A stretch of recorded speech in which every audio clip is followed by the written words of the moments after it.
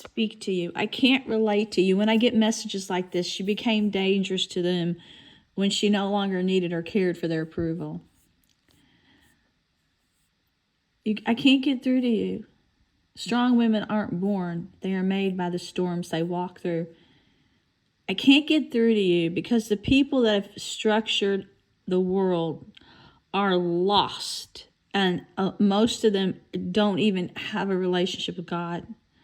And I hope I can speak to those of you who are sensible and intelligent to let you see, like, I get this message. It's got Angelina Jolie's face on it, and it's heartbreaking because she said she was the princess that was never saved by a hero. And I look at all of her pain, and it was all done by evil people that wanted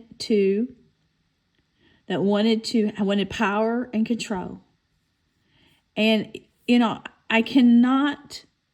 The damage that they have done is evil. It's destructive, and it seems to me like it's just incomprehensible, because you can't go back and repair all the souls they destroyed and all the most exquisite, beautiful creation that was from a higher place they'll never see or probably be, that we were so blessed to see. It's people like that in this earth that make it glisten, and they're not commodities. Most of the times they're very rare, very original, special, and they're kind of people that you could just stand in the same room and feel yourself transform. They're like ethereal, or they're holy, and you can just feel a complete feeling you never get from the real world. Or you can kind of see a bright light, and they're a shining example of a higher place, and they have great moral character. But a lot of times they're vulnerable, like the dove and like snow. They can just disappear before your very eyes and be gone, like the wisp in the willow. And like, people will try forever to give a masterpiece, a concert. Then they'll try for one perfect masterpiece. But when you have God with you, He gives you those through your soul. My greatest work I ever created was for these people ever knew me, because it was God speaking, and it was a high place, and it was only on content moments, and when I was feeling ultimate peace with God, that I could create the best things that is on a higher place, that's a higher plane that they're trying to prevent people from reaching. And it's easy to see how that someone found something wonderful in these people that are offering their friendship. A lot of famous people, you can see when they were young, their beauty, their innocence, their fresh talent, their soul, and then you can see years later something was done to them. And I'm sure, like them and myself, if we could go back and live life different, we would.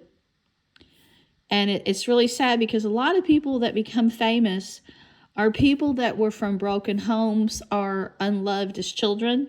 So they look for something in life to fill the void.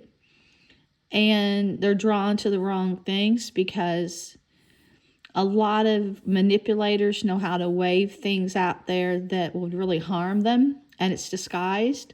And when you live in a world that they call now a carnival, then you realize that it's all a disguise, what sets trends and everything. And that was my only dream, if I ever was successful, was to be able to take what I knew from as an observer in my youth and transfer it to the people that were supposed to be the high and mighty, because they're the ones that can make a difference. And they'll say, people will use stupid comments like, well, welcome to the real world. Hey, this is the system. I already knew what the system was. I saw it when I was young, and all I wanted to do was be able to change. And all that happened was I was destroyed, and people that I loved were destroyed. Then my home was destroyed, and they tried to destroy my marriage and killed my cats and dogs and destroyed my health, destroyed my youth, every God-giving thing God gave me, my vision. And it wasn't because I wanted to be them. I wanted to be around them. I wanted to just see if they were different than the other people they called average people. But I really wanted to set God's example for them, because I had been one of these people I called like a two-sided coin, or darkness and light. I was always kind of in the middle, like the middle of the fence. And I always hoped because of that, I could influence people in a greater way. And I always had an ability to see both sides and rationalize and use logic, and to not be biased or racist, judgmental, critical. And all that fell apart when I went into a horror publishing site and started trying to rehabilitate people and trying to get people from abusive pasts to see that they could heal, and that they weren't where they came from, and that they could just open a curtain. And that attracted a lot of enemies, and they did irreparable damage, and to my heart and mind and family. And here I am today, and they've gotten to know me, and they want me in their circle, and they're trying to show me all these beautiful things, but I'm past that. When I was young, I was the kind of person you could give me things and I would go sit in a small room and write.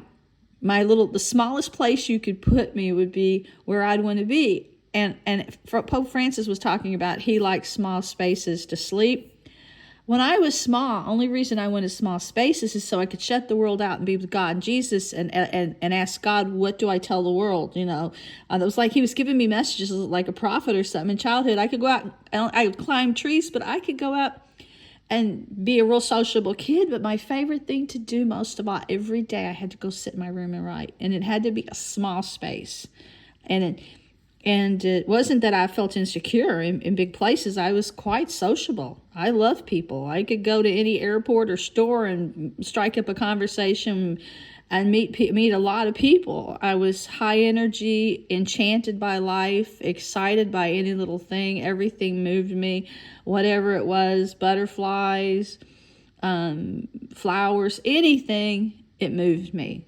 It was all a part of God's kingdom, and I loved every person, and I was not at all judgmental. It was the world makes people that way, and that's where people lose their real originality and talent, and what makes them rare is being changed by a concrete, artificial, plastic world that's lost its depth and its road to heaven.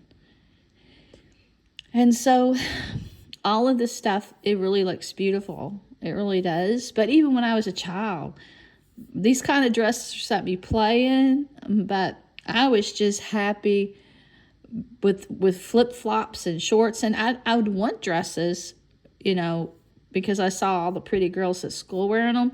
But I was happy with 2 or 3. It wasn't something I had to indulge in, because I knew what was inside me, and I knew it was my heart and my soul, and I knew it was my God.